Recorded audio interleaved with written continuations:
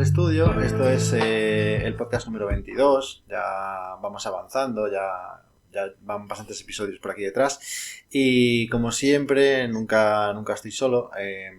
Vengo acompañado hoy de Dani Vicioso, que bueno, nos trae aquí muchísima caja de experiencia para lo joven que es. Además de que vamos a centrar hoy un poco el programa en el plan de partido y todo lo que involucra este plan de partido a nivel de preparación física, de técnico táctico. Bueno, un poco ya hablaremos después, pero todo este concepto hoy en día que se junta todo en un mismo plano.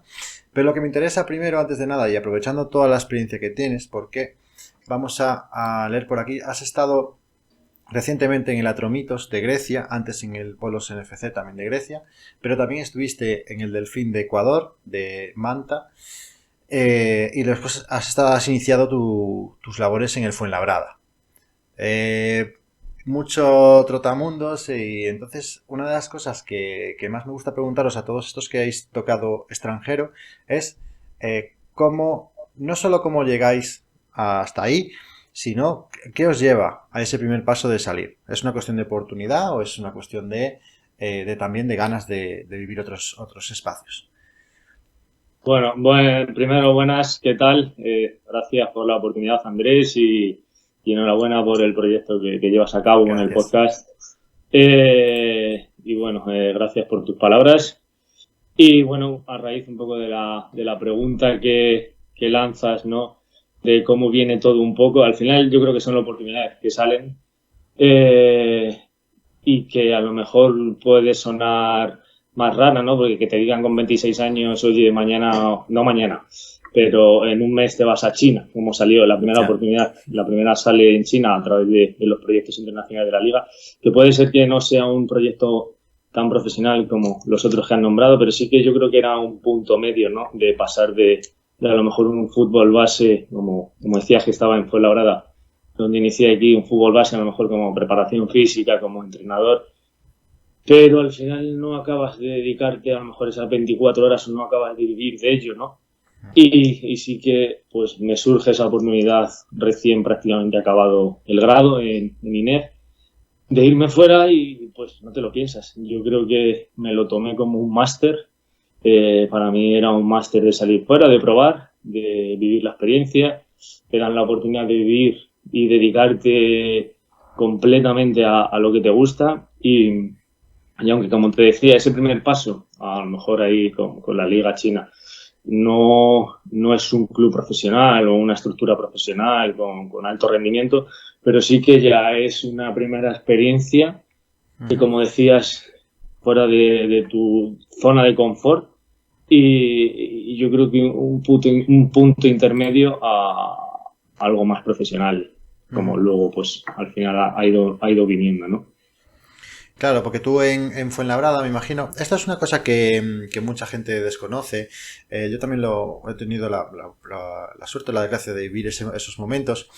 Tú en Fuenlabrada no te dedicabas exclusivamente a esto y luego pasaste ya en China, sí que pudiste dedicarte 100% al fútbol en tus 24 horas, ¿no? Esto cambia mucho a la hora de tu trabajo, de las posibilidades que te permite esto de vivir solo del fútbol.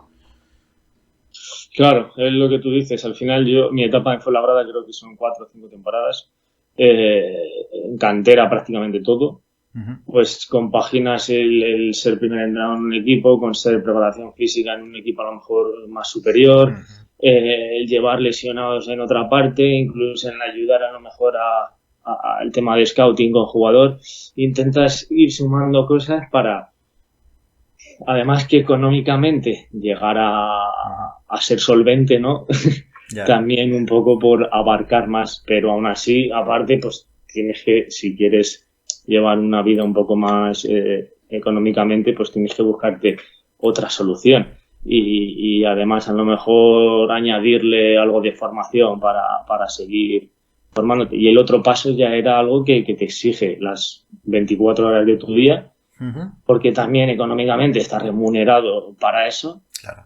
Y es lo que te hace centrarte en una cosa específicamente. Yo creo que la diferencia es esa, el pasar de a lo mejor estar en 3 equipos prácticamente al estar centrado en una cosa exclusivamente, porque te permite te permiten dedicarte a ello y te ponen todas las facilidades para así hacerlo, ¿no? Dentro de este currículum en el que tocas varios países, me llama mucho la atención tu experiencia en Ecuador. ¿Cómo llega esa oportunidad para ir hasta allí? Sí, quizás es un poco, aunque bueno, China suena exótico, ¿no? Pero Ecuador también, yo creo que al final China ha sido algo más el boom, ¿no? De muchos Sí. entrenadores españoles que han ido para allá y puede ser conocido, familiar para cualquiera que esté en el mundo del fútbol, pero sí es verdad que Ecuador es algo más atípico, ¿no? Pues sale la oportunidad a través de un entrenador, de Ángel López, con el que inicio allí la aventura. De hecho, sale en unas fechas parecidas a las que estamos ahora, más o menos así a finales de diciembre ya, de la noche a la mañana, y yo estaba disponible. Entonces, ya previamente nos conocíamos, compartíamos inquietudes y demás, y sale de la noche a la mañana y pues no, no No lo tuve que pensaste. pensar mucho, lo pregunté un poco con la chica, con la pareja y me dijo, estás loco, tira para allá y ya verás cómo al final nos apañamos y demás. Y al final sale un poco porque salen oportunidades. Yo creo que el entrenador español a día de hoy todavía sigue y desde hace unos cuantos años está muy bien valorado fuera de lo que es el país. Ujú. Y todo viene a raíz de que gente ha ido haciendo buenos trabajos en continentes como Sudamérica, como África, como Europa misma. Y entonces al final van surgiendo oportunidades en el que, pues, oye, la figura del entrenador joven, español, formado, llama la atención, ¿no? Ujú. Y al final surge de ahí, de un cuerpo técnico español, ¿no? Para allá, pues porque también yo estaba preparado, Claro. la formación la tenía y estaba disponible también. Entonces, pues bueno, es exótica la experiencia, pero al final sale de un poco como te he comentado. Bueno, cabe recalcar que después has acabado también en estas dos últimas experiencias en Grecia en equipos muy potentes tocando máxima élite. Eh, Tú eres, además de preparador físico, titulado licenciado en Actividad Física y el Deporte, también tienes el título de UEFA. Las experiencias que has tenido, has estado trabajando como asistente y tu trabajo se desarrolla más como preparador físico, como segundo entrenador, una combinación entre ambas. Pues buena pregunta. Yo creo que al inicio, sobre todo ya cuando hablamos de esa etapa de Fuenlabrada, empezó siendo más la preparación física. Yo vi a través de la preparación física una vía o un camino, ¿no? Para llegar, Ujú. pienso que más rápido a lo que me ponía como objetivo, ¿no? Que a lo mejor era vivir de esto, Sí. llegar no sé cuánto tan alto, pero sí que era que me permitiera vivir de lo que me gustaba. Entonces, pues empiezo por una rama de preparación física, pero al final, poco a poco, me voy dando cuenta de que sí, me gusta la preparación física, pero mucho más orientada al campo. Y me interesa mucho más la zona o la parte de dirigir tareas, de estar en el campo, más que la de recuperación de lesiones. Es decir, me orientaba más a la preparación física del PF que está en campo, llevando metodología, llevando tareas, controlando tiempos. Y de ahí poco a poco yo creo que he ido un poco más a la de ser más asistente o estar más cercana a esa Ujú. figura a lo mejor de segundo entrenador, ¿no? Que la de preparador físico puro. Claro. Al Hoy, final ha sido yo creo que un poco pues me ha ido llevando el camino por ahí porque es lo que me ha ido más atrayendo. claro. Además has estado en equipos con cuerpos técnicos muy amplios. Entonces, yo que esta parte no he vivido y si a alguien alguna vez le surge la oportunidad de entrar en un cuerpo técnico amplio, la primera duda que me vendría a la cabeza es cómo de fácil es coordinarse entre todos. Además, conozco que Ángel es licenciado en actividad física y el deporte también.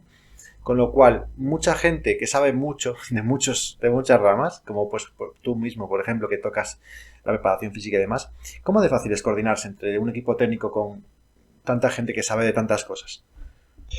Nada, yo pienso que no es fácil. O sea, y por experiencia creo que muchas veces se habla de que el entrenador, Ujú. el primer entrenador hablo, tiene la responsabilidad del vestuario, ¿no? Y de dirigir a lo mejor un grupo de jugadores, pero también tiene que dirigir la de un grupo de fans, un grupo de directivos y un grupo de cuerpo técnico. Yeah. Y entonces ahí va un poco tú también a la pregunta que decías, porque el equipo técnico también tenemos nuestras cosas.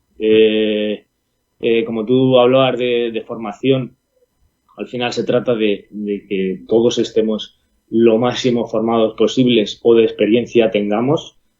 Yo creo que eso hay que cumplirlo, ¿no? Al final la formación es la base y luego ya yo recalcaría a lo mejor aspectos como pues la lealtad, ¿no? Entre miembros del cuerpo técnico. Al final, si el preparador físico piensa una cosa y a lo mejor la idea del entrenador se acerca pero con unos detalles, yo creo que es tratar de cara al vestuario y de cara al exterior, ¿no? Que la idea es única y todo el cuerpo técnico va con ella. Y por eso te decía un poco que el tema de lealtad me parece importante a la hora del cuerpo técnico y que no me parece fácil porque al final es un grupo de personas que a veces es muy grande, claro. Ya más cuando rozas el alto rendimiento. A veces también es un cuerpo técnico que no es elegido por el entrenador, ¿no? Que te lo impone el club, digamos, porque llegas a un club y a lo mejor el preparador físico es del club, es interino. Claro. El entrenador también, ellos tienen un entrenador interino que es el que a lo mejor hace las transferencias estas entre entrenador y entrenador, es el que está. El apartado médico suele ser interino.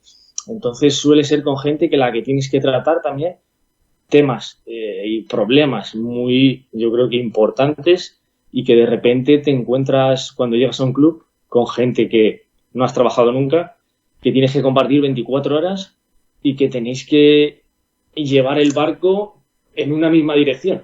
Claro. Entonces, pienso que es complicado también. Y en esa tarea está la del cuerpo técnico, yo creo que de hacerse lo más fácil posible al entrenador, porque bastante tiene ya, ¿no? Con dirigir un grupo de jugadores, lo que te decía, una masa social a lo mejor de fans o de aficionados, y a lo mejor también directivos que estén, claro, ¿no? pendientes del entrenador. Yo creo que es complicado y dirigir un cuerpo técnico tampoco estaría fácil, me parece. En este mismo sentido, y ya entrando un poquito en el tema que queríamos tratar en este episodio, cuando nosotros acabamos un partido y va a iniciar una nueva semana, un nuevo microciclo, de cara a planificar contra el próximo rival que vamos a jugar y planificar toda la semana de entrenamientos, ¿cómo es, bajo tu experiencia o tu opinión personal, la mejor forma de organizar esa primera semana? ¿Cómo me siento el cuerpo técnico juntos físicamente en el mismo sitio y charlamos, hablamos, preparamos la sesión por partes? ¿Cómo es tu experiencia y cuál es tu opinión sobre esto? Buena pregunta, también. Es complicado, pero bueno, a raíz de lo que venías diciendo, yo creo que es mejor juntarse y hablarlo todos, ¿no? Más que por partes y decir, no, el preparador físico, como se ha hecho, como se hace, sí. Y el preparador físico va a hacer el calentamiento de toda la semana, haz lo que tú creas conveniente. El segundo entrenador va a preparar la pelota parada, haz lo que creas conveniente, ¿no? Y luego ir encajando esas piezas. Yo creo que eso, desde mi punto de vista, no suele salir bien, ¿vale? Entiendo que a veces hay contextos que no son tan profesionales en los que no te permite a lo mejor tener una oficina, simplemente una oficina en la que reunirte previo al entrenamiento y post al entrenamiento, pero yo creo que esas reuniones diarias, te diría, diarias, de previas al entrenamiento y posteriores al entrenamiento son necesarias, y ahí es donde tiene que surgir un poco cómo vas a orientar la semana, cómo vas a orientar el día, ¿no? A mí, por ponerte así a rasgos generales, creo que me gusta a lo mejor, ya una vez acabado el entrenamiento, tener un feedback, ¿no? de ese entrenamiento dentro del cuerpo técnico, que sensaciones del preparador físico, sensaciones del segundo entrenador, fisios, etcétera. A lo mejor un poco ya salidos de ese momento de entrenamiento, de feedback y más relajados, pues empezar a preparar. Si el día siguiente en cuanto a entrenamiento, si ya tienes una estructura creada a lo mejor el primer día, pues dale detalles y en el momento previo del entrenamiento, digamos ya el día siguiente, pues dar los últimos detalles, o a lo mejor ha habido un lesionado, ha habido alguna situación que que ha surgido de repente y que se tiene que modificar, pero ya ir al detalle previo al entrenamiento, ¿no? Ya te digo, todo esto en contextos en los que se pueda tener pues esas situaciones, ¿no? De tener un vestuario, de tener una oficina en la que te puedas sentar, puedas sacar el ordenador, ¿no? Una pizarra y decir, vamos a entrenar así, yo pienso que es así, el preparador físico, que salga la sesión un poco de todos. No como te ponía el ejemplo de esta parte, esta parte, esta parte y esta parte, ¿no? Yo creo que tiene que ser un trabajo común para que así todos vayan a la misma. Sí, un poco en la línea de lo de antes, ¿no? Que todo remen hacia el mismo sitio, Claro. que es importante. Pues en este sentido ya nos hemos juntado, ya hemos charlado de la sesión y ahora una de las cosas que se hacen a principio de semana es el tema de las reuniones con los jugadores, la sesión de vídeo, etcétera, y planificar un poco qué se va a realizar. En ese sentido, sigue siendo igual, es decir, tú como figura de preparador físico, de segundo entrenador y que has estado un poco en todos los lados, ¿opinan todos sobre el plan de partido? ¿El entrenador lleva una única voz y después nosotros adaptan? En la parte del vídeo, ¿quién interviene? ¿Solo el analista? ¿Solo el entrenador? En tus experiencias, ¿cómo ha sido? A ver, ahí te encuentras diferentes maneras de trabajar. Te puedo contar un poco la que más me gusta o la que hemos trabajado últimamente. Yo pienso que al final es mejor cuando, aunque conlleva todo esto mucho más trabajo, ¿no? Pero cuando todo el mundo se hace partícipe un poco de todo. Si en el cuerpo técnico el primer entrenador es licenciado en ciencias del deporte, igual que el preparador físico, pues yo creo que ya tiene potestad, ¿no? Para poder discutir sobre cargas de entrenamiento, porque tiene esa formación. Y a la vez, si tenemos formación o experiencia sobre análisis de vídeo y demás, yo creo que es interesante. Yo no concibo, ¿no?, que solo el analista se dedique a ver el rival, porque al final, de una manera más en cuanto estructurada de cortes de vídeo o simplemente yéndote a ver el partido entero, pero del rival, ¿quién no se ve un partido? Claro. Unos cortes, ¿quién no lo conoce previamente? Al final, lo que más me gusta a mí es que al final se involucren todos los miembros del cuerpo técnico, ¿no? En todas las cosas. Luego entenderé que el preparador físico vaya un paso más allá, el analista vaya un paso más allá, el segundo entrenador vaya un paso más orientado al otro y lleguemos con la información más clara, ¿no?, a esas reuniones que hablábamos antes, por ejemplo, pero yo creo que me gusta más la parte en la que todos nos involucramos en todo y no hay miedo a decir, oye, el segundo entrenador, si tiene a lo mejor su formación y si tiene su experiencia, oye, pues a lo mejor pienso que las cargas de entrenamiento podríamos ir por este lado y los cortes de vídeo individuales podríamos orientarlos a X. Y creo que no pasa nada por hablar ese tipo de cosas. Y a lo mejor el preparador físico no se tiene no se puede hablar y llegar a un consenso de decir, vale, pues tienes razón, podemos hacerlo por ahí. No sé, yo creo que se trata de debatir también mucho. Perfecto, sí, totalmente de acuerdo. Hablando de la planificación, es una pregunta que le he hecho a varios entrenadores y es curioso porque no todos coinciden sobre lo mismo. Y es cómo enfocamos el plan de partido de cara al fin de semana. En cuanto yo imagínate un equipo que entrena pues 4 días a la semana, tercera división o estos niveles, ¿no? Vamos a trabajar todos los días en función del rival, todos los días en función propia, vamos a combinar un día uno, un día otro. ¿Cómo lo sueles hacer o cómo es tu forma en la que más te gusta hacerlo? Bien, pues a ver, a mí por gustos o por creencias, yo le doy más importancia a mi equipo. Yo la frase que a lo mejor se ha oído muchas veces, ¿no?, de cualquier entrenador en la charla de vestidor, de decir, si nosotros estamos bien, somos imparables, o mientras nosotros estemos bien, pues yo creo que es correcta o es adecuada, ¿no? Mientras nosotros lo nuestro salga bien, luego ya vendrá el rival. Por supuesto que del rival vamos a verlo, que vamos a añadir detalles, ¿no? Pero creo que lo más importante es nuestro modelo de juego, es nuestra manera de entrenar, es que el vestuario esté bien y luego ya nos preocuparemos de quién vamos a enfrentar, ¿no? Porque si empezamos la casa, ¿no? por el tejado, que es el rival, entonces los cimientos, que somos nosotros, se vienen abajo. Prefiero que como vestuario estemos bien, que nuestro modelo de juego esté saliendo o esos conceptos que estamos trabajando se vean durante el partido y se lleven a cabo y los jugadores crean en ellos, que eso es una de las partes que más importantes me parecen. Y luego ya, si el rival va a presionar en alto, si el rival va a defender en bloque bajo, bueno, por supuesto que iremos al detalle, pero como te digo, yo creo que van a ser detalles. Claro. Si tuviera que hablarte en una semana de cuánto vamos a trabajar el rival de esos 4 días, pues pienso que a lo mejor el primero lo orientaría más a ver nuestros errores o nuestros aciertos en el partido anterior. En cuanto a nosotros, a lo mejor el segundo día también ya trataría principalmente todo sobre nosotros, pero podríamos empezar a hablar ya de rival, ¿no? Detalles.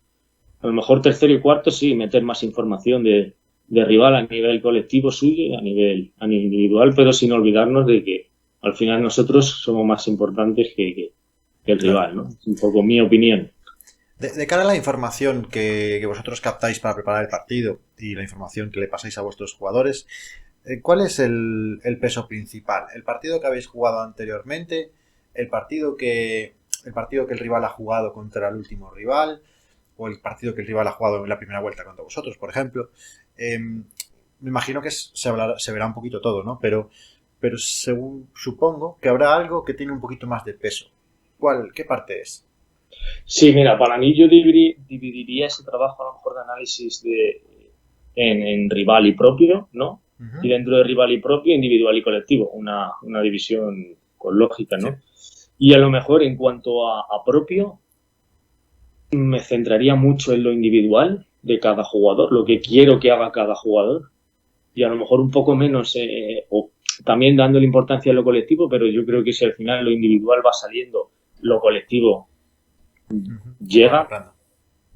Y de rival me enfocaría más en lo colectivo, digamos, en patrones o comportamientos o tendencias que tenga el rival, más que en individualidades que pueda tener el lateral, el desdoblamiento del lateral, que sí se hace, pero a lo mejor son jugadores puntuales, claro. O porque el jugador propio te lo demanda y te dice el lateral que me voy a enfrentar, cómo es, si puedes todos los días de partido mostrarme un vídeo de 2 minutos, cómo defiende, qué pierna, etcétera, etcétera.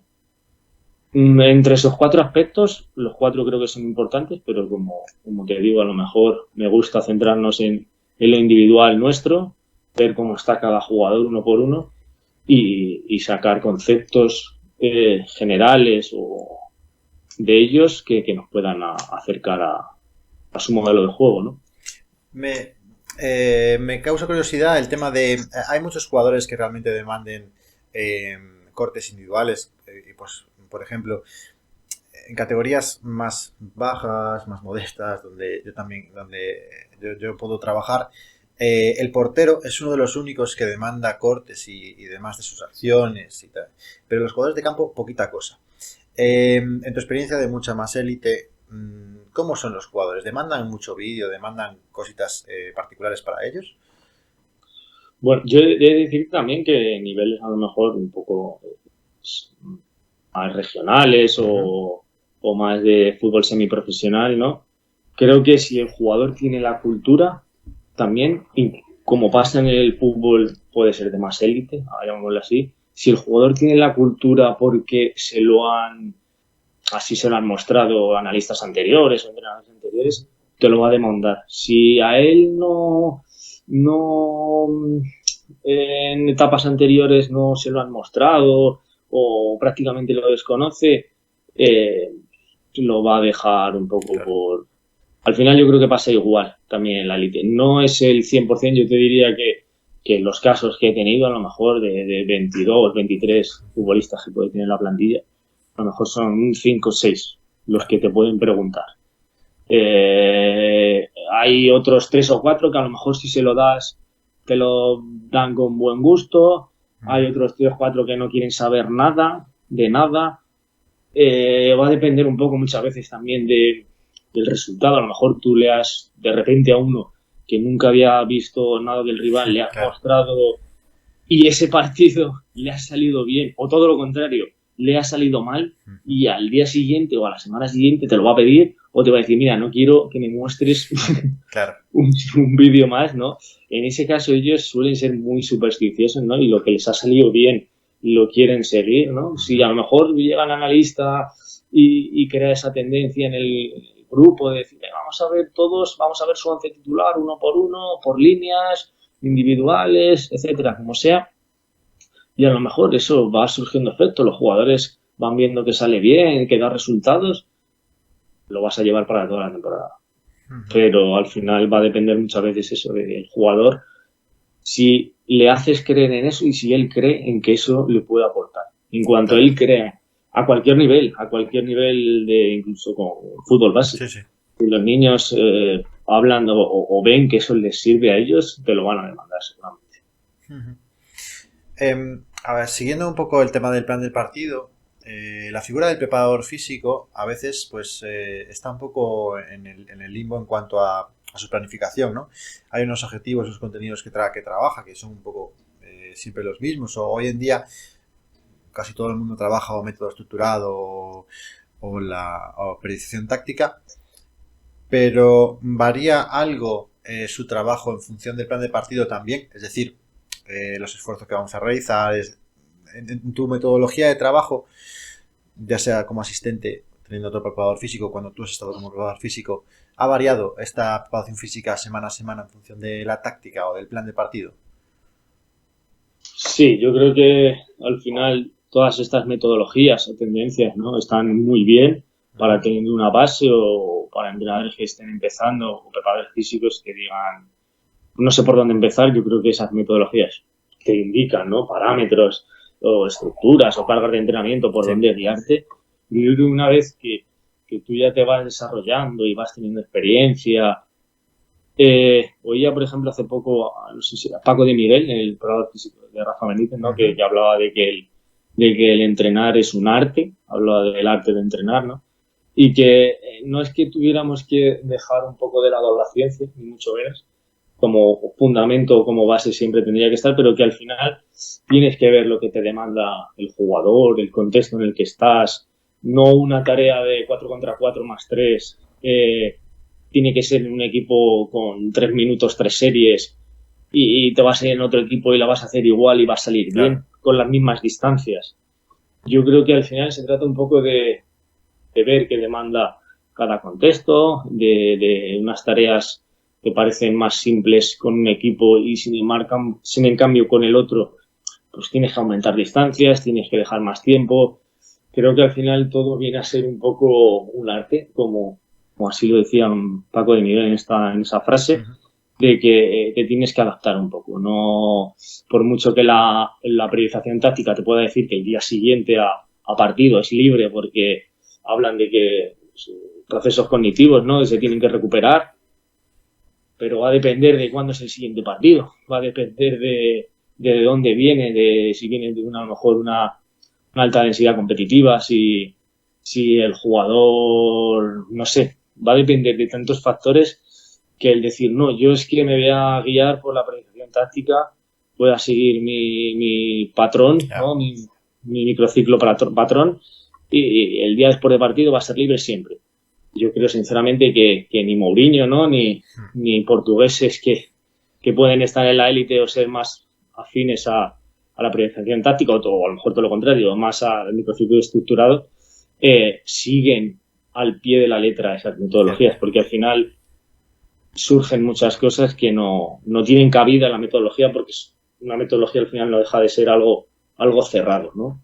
Me parece un gran consejo para cualquiera que esté saliendo de la carrera, que es el error, a mí me ha pasado, el error que cometemos todos en la primera experiencia como preparador físico es coger el libro y venga, tal cual, lo plasmo. Todos. Y es el intentar reflexionar y crear tu propia estructura y metodología de trabajo. Para eso me gusta que vosotros digáis vuestras propias opiniones y que cada uno al final tiene distintas porque también tenéis experiencias diferentes. Sí, por eso, como te decía un poco, que al final el primer año coges el libro y coges la metodología, ¿no? Que te ha gustado, que te han enseñado. Pero luego al final el segundo año dices, pues mira, yo de eso que hice el año anterior, yo cambiaba esto, yo creo que va a ir mejor. Y al año siguiente añades otra cosa. Y al final acabas con 4 o 5 años, como mínimo, creando ya tu propia metodología. Y te pueden preguntar, oye, pero tu metodología, ¿qué se acerca más? No sabes responder porque dices, pues mira, yo he cogido cosas de aquí, claro, he cogido cosas de allá, las otras del entrenador de enfrente y he creado lo que yo pienso que me ha ido mejor estos años. En línea de esto mismo, tú has pasado por diferentes contextos culturales también, no solo, o sea, tú cuando cambias de Ecuador a Grecia, me imagino que el contexto cultural de los jugadores, su formación, etcétera, cambia. ¿Cuánto cuesta adaptarse al cambio entre uno y otro? ¿Realmente hay una diferencia? ¿El fútbol, como se dice filosóficamente, es un lenguaje único, universal? ¿O cómo has vivido esto? El fútbol es un lenguaje único, universal, sí y no. Sí, no, porque como tú dices, al final cambia mucho el contexto, las situaciones. Cuando más te piensas que es igual, es todo lo contrario. Y al final yo creo que pasa incluso en tu propio país, ¿no? Pasa en España. Si incluso te vas a entrenar al norte, te vas a entrenar al sur, o incluso si en la misma provincia te vas a entrenar a un barrio o te vas a entrenar a otro, ya hay cambios en cuanto a esa, pequeñas, que puede haber pequeñas diferencias, ya hay cambios. Si ya incluso sales de país, pues los cambios son brutales. A mí el cambio a Ecuador, yo creo que hay cosas, costumbres que ellos tienen que son muy diferentes y que te tienes que enterar, acostumbrar y adaptar, porque a lo mejor hablamos de Sudamérica como un fútbol no tan, sobre todo en la parte de preparación física, no tan a la última, a lo mejor puede ser la palabra, o no tan científicamente desarrollados, no sé cuál sería, y que entonces a lo mejor encuentras métodos que aquí se hacían hace varios años y que allí son los que están creyendo los jugadores y te dicen, no, es que el año pasado fuimos campeones, nos salió bien haciendo esto. Claro. Y tú dices, joder, eso es lo que a mí en la carrera me decían que no había que hacer por ningún caso. y te lo digo, eso es 100% real. Entonces, ¿qué haces? ¿Te vas a lo tuyo? ¿Te quedas en lo que te dicen ellos? Yo pienso que si vas a otro país y te han contratado, también tienes que poner tu sello, ¿no? Si han contratado a un entrenador español es porque quieren una metodología española, pero a la vez también tienes que dar de ellos porque a los jugadores lo que les gusta es eso, lo que les convence es eso. Entonces yo creo que tienes que estar un poco entre la espada y la pared, ¿no? De decir, vale, traigo un poco de lo mío, te doy un poco de lo tuyo, cedo en unas cosas y cedes tú y tratar de convencer al jugador es la clave. Luego, yendo a las diferencias que pueden tener países, yo creo que es complicado hasta países como Grecia, que ha sido estas últimas experiencias, que puedes decir, pues a mí el que me preguntaba, digo, de Grecia al final, la adaptación mía personal es súper sencilla, porque vale, el idioma puede cambiarte, pero es una cultura mediterránea, es gente, pues al final parecida, de trato personal, trato cercano, la comida, pues es una situación parecida. Pero luego si vas a trato humano, cercano, hay cosas que cambian también. Y nosotros a lo mejor tenemos una raíz más latina, ¿no? De ser mucho más cercanos y a lo mejor ellos preferían más ser más distantes, ser más, por decirlo de alguna manera, más fríos, más a lo mejor Europa del Este, ¿no? Claro. Entonces sí que hay cambios, la adaptación es complicada. Yo creo que no a nivel personal, no he tenido problema a nivel personal de adaptarme a ninguna cultura, pero creo que a nivel futbolístico no tenemos que dar por hecho de que como el fútbol es fútbol en todo el mundo, claro, puedo llegar allí y hacer las mismas cosas que hago en España y me van a funcionar. Porque allí los jugadores te pueden decir, no, pues es que nosotros no descansamos los días después de partido porque aquí nos gusta entrenar 2 horas y media. Entonces, pienso que hay muchas cosas que entre países cambian, incluso entre el mismo país, a lo mejor, como hemos estado en Grecia en dos clubes diferentes, entre esos dos mismos clubes, porque eran ciudades diferentes también, hay cosas que cambian y la palabra que oímos siempre en cualquier charla, en cualquier conferencia, es la de adaptación. Yo creo que es verdad, hay que tratar de adaptarse personalmente y futbolísticamente a lo que te demanda ese contexto o ese proyecto nuevo, porque incluso en situaciones del mismo país son diferentes. Claro. Y una cosa que da mucho miedo, bueno, a mí me lo da, no sé si a muchos otros que se puedan ver en la circunstancia o en la oportunidad lo han pensado alguna vez, y es cuando te vas al extranjero, a un país de idioma distinto, en este caso, claro, he estado en dos, no sé qué tal con el tema del inglés, pero bueno, no sé, ¿en qué idioma te comunicabas tú con los jugadores, tanto en entrenos como en el acercamiento personal, cuando necesitas decirle a algún jugador o a ver cómo se encuentra, bueno, acercarte un poquito, ¿no? Para conocerlo. Sí. ¿Cómo te manejabas ahí? Tanto en China como Yo creo que en Grecia, claro. Yo creo que a lo mejor es una barrera que nos podemos poner previa, ¿no? Al irte, no, es que yo no me iría fuera por el idioma, porque el inglés, pero nos tenemos que quitar de esos clichés, ¿no? Del idioma.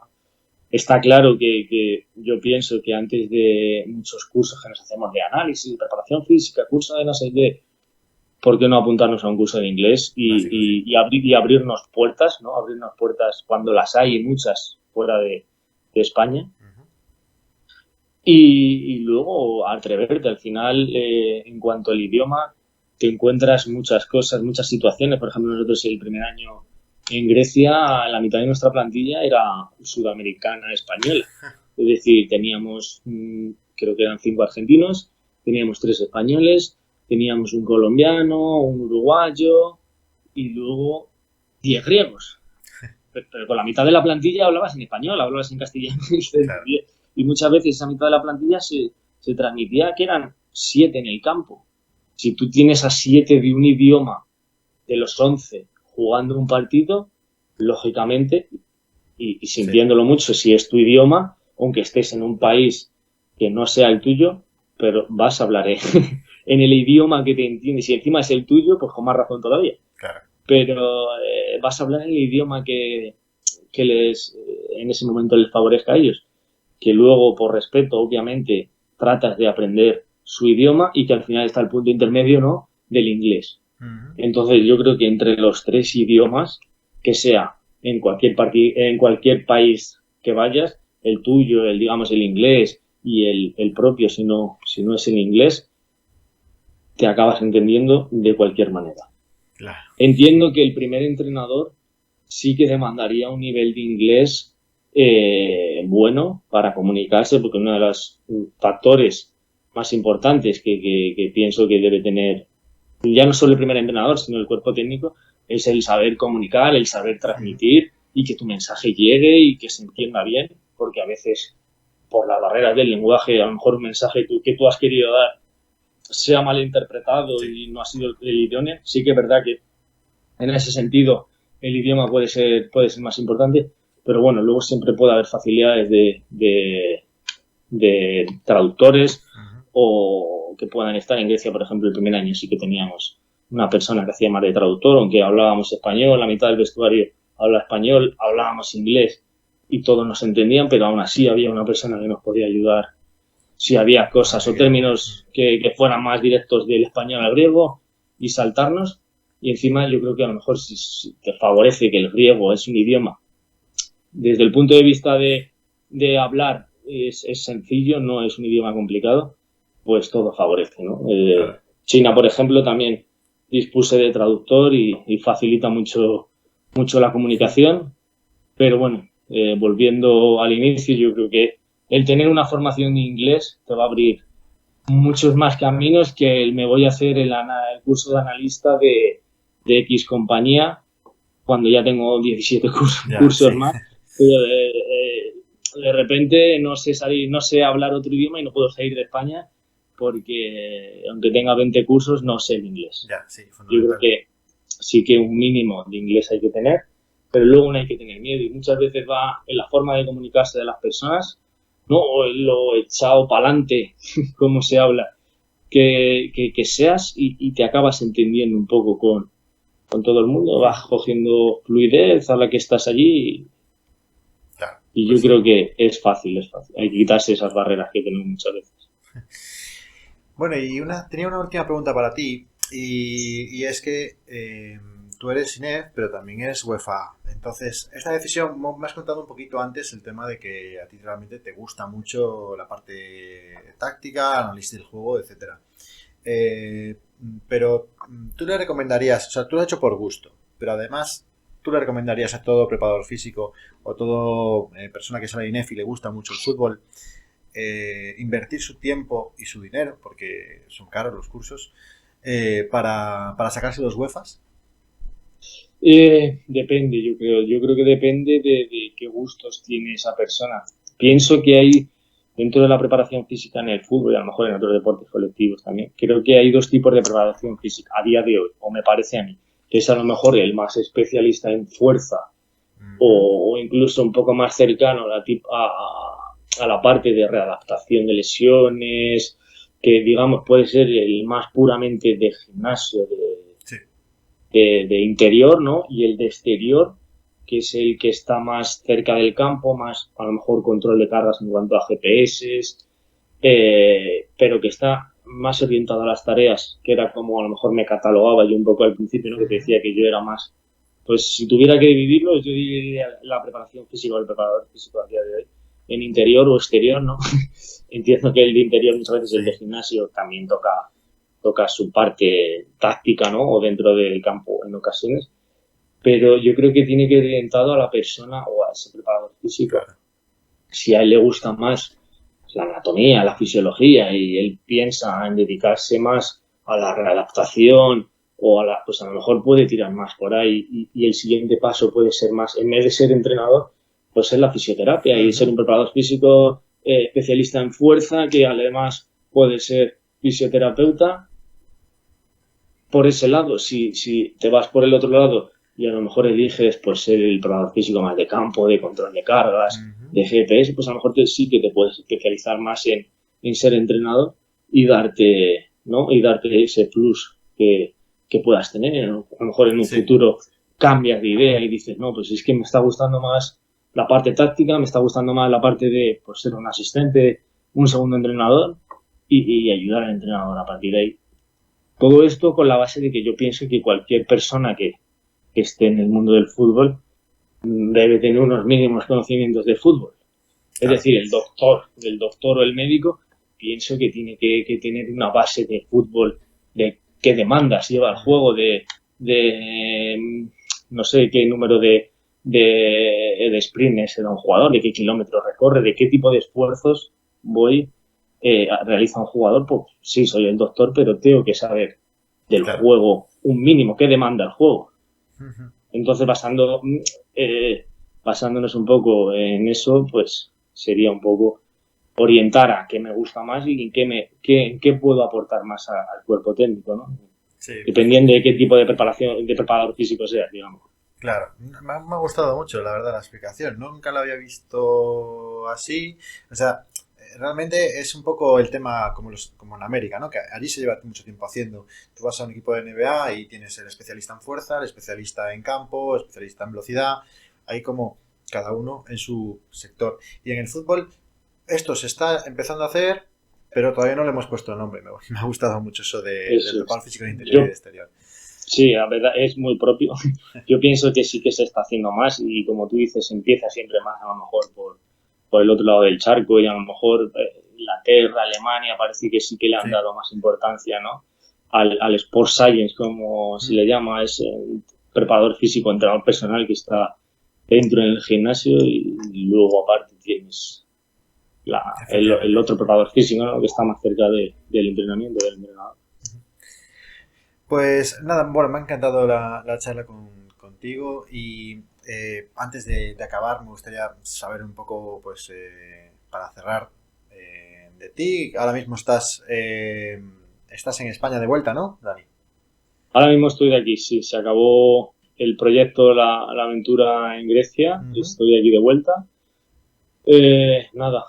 Moviendo, haciendo cursos, hablando con gente de fútbol como tú, compartiendo ratos, sacando contactos y esperando un siguiente proyecto que ojalá sea lo más pronto posible.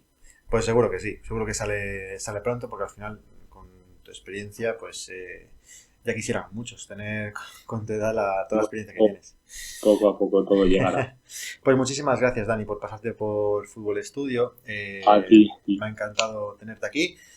Voy a dejar tu contacto de redes y demás para que todo el mundo que te pueda seguir y ver lo que haces, porque es muy interesante también que sueles publicar mucho en redes de pues todo el conocimiento científico que hay en el fútbol hoy en día. Al final, yo me gusta mucho seguir a gente como vosotros que al final cribáis un poco la información que hay, porque si de repente hay un estudio o hay un vídeo que lo retuitean 50 profesionales de élite, pues oye, algo tiene que tener y algo de ahí seguro que se puede sacar. Pues muchísimas gracias, Dani. A ti por la oportunidad, por este rato de fútbol, ¿no? Y nada, estaremos en contacto y cualquier cosa, ya sabes, tiene mis redes y seguiremos por ahí pendientes. Genial, Dani. Pues nada, voy a